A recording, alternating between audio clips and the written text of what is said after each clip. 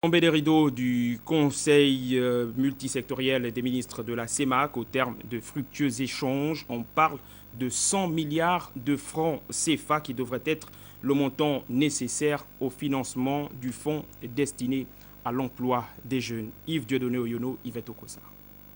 Des ministres de la CEMAC vient de se tenir sous la présidence de Luc Oyoubi, ministre de l'économie et de l'emploi au Gabon.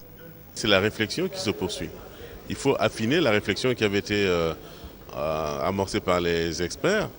Les ministres ont analysé les propositions des experts, ont proposé des orientations pour améliorer les propositions. Et nous espérons que la prochaine fois, on pourra avoir une proposition concrète en termes d'objectifs bien précisés, en termes d'organisation institutionnelle et de sources de financement. En application des instructions du président en exercice de la CEMAC, les ministres sectoriels compétents de la communauté viennent de se réunir à Libreville en vue d'examiner les modalités de mise en œuvre du fonds baptisé Train My Generation, destiné à soutenir l'emploi des jeunes en zone CEMAC.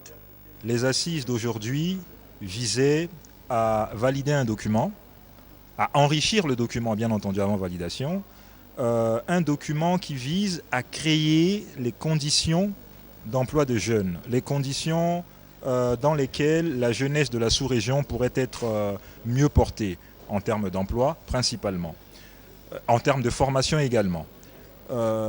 Si l'un des temps forts de ce rendez-vous aura été l'exposé sur la problématique de l'emploi des jeunes dans la CEMAC, l'autre a été celui fait sur les composantes politiques publiques d'emploi.